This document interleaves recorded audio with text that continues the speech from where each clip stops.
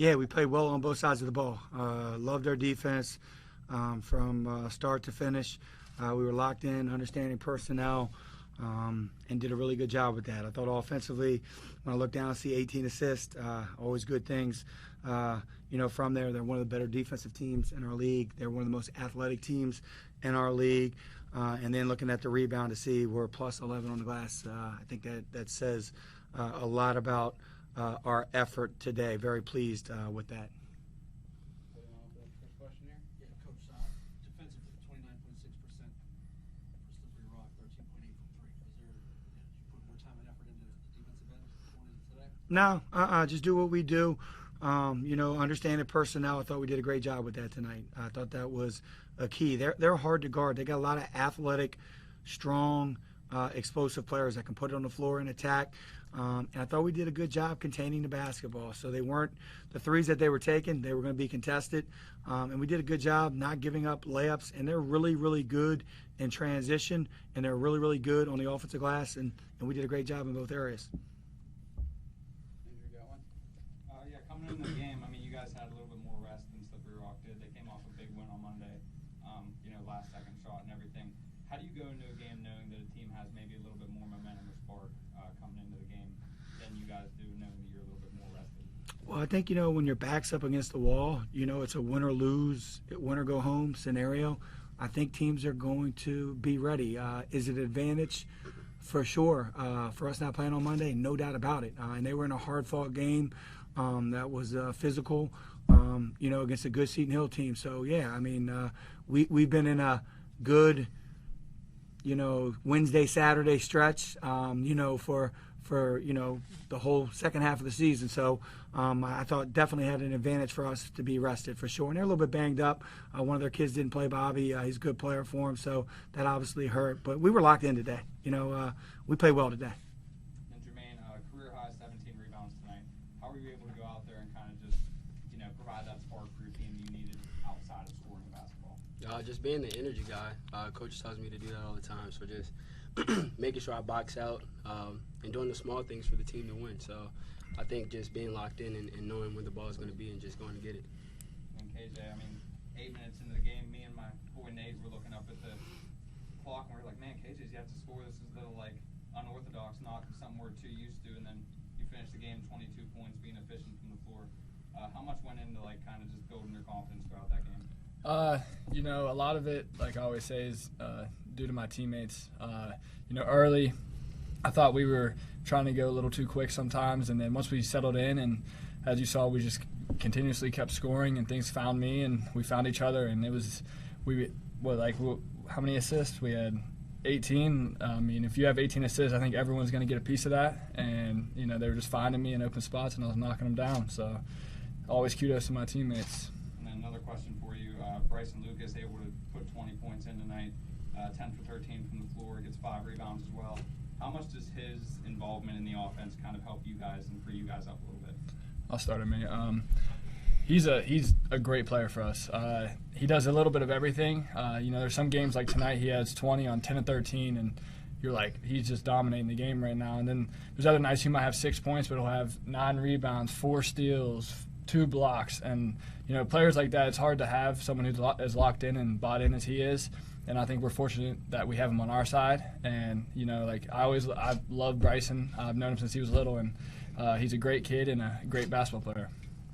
Yeah, to piggyback off of what KJ said, seeing Bryson's growth is the best thing that we can all see from Bryson. And being, like he said, being brought into the team and just putting in the extra work. And Bryson loves the game, and I think that shows on the court.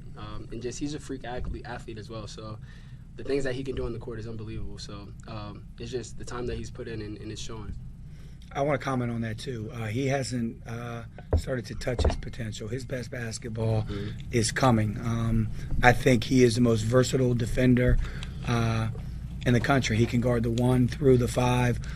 He can move his feet. He has great anticipation. His offensive game continues to get better. Like I said, his best basketball is out in front of him, and he's a handful right now, but he's going to continue to get better. And just one more question, this is for you, Jermaine, specifically. Going into each game, you're a senior, and at this point of the season, lost kind of ends your career. What's the mindset walking into these games knowing that it could be your last and just trying to extend your career? You just got to take it one day at a time, and understand that I got to leave everything on the court. And I got to do that for my teammates too, because I don't want the season to end, and our team doesn't want the season to end. So if we all just have that same mentality and we're clicking, I feel like we're where we're at, and the mindset just never changed after each game. So it's just being bought in and just staying the course. Appreciate it. Anything else, Phil?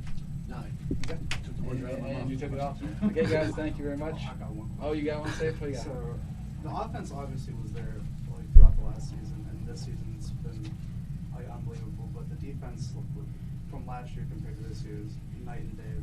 What has changed in terms of the approach, into each game? Because we talked about all the time, or last year at least, that this team was shooting lights out, but they're giving up a ton of points. But this year, the defense has really stepped up. So what approach has been changed going into this? I don't think it's an approach. We play how we play, but I think you had Jermaine coming off an Achilles injury last year.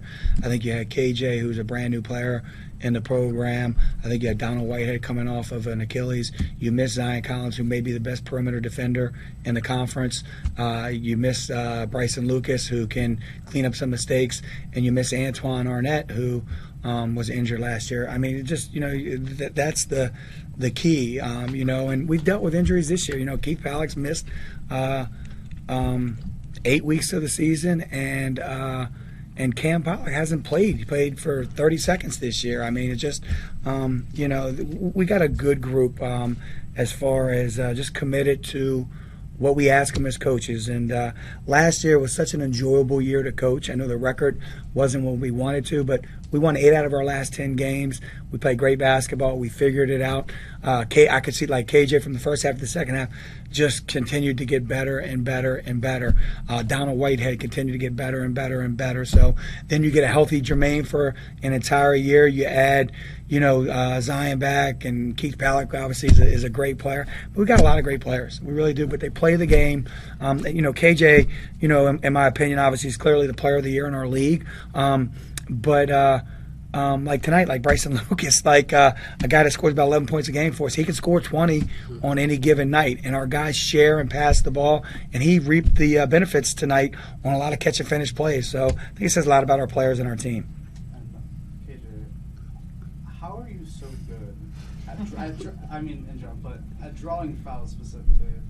I think that one of the biggest leaps from last season to this season is your ability to create the contact, be able to go to the line, just get the team a ton of free points, and just what goes into working on that aspect of your game to kind of elevate yourself and the team to this level?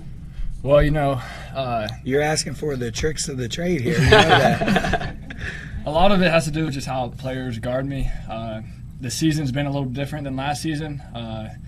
I've obviously shot pretty well from the outside, so they're a lot tighter on me. And coming off screens and stuff, I get a lot of holds. I get a lot of people trying to slow me down. So, I grew up playing football, so I love the contact. I love hitting people. So I think a lot of it has to do with just not being afraid of the contact. I'll put my head down and I'll drive in against anybody and try to go through them. And, it's obviously good to get a lot of free throws in the game. It gets us some easy points and then gets them in foul trouble. So it's like a double whammy there that helps us and benefits us. Okay. Thank you, guys. Thank you, guys. Thank you.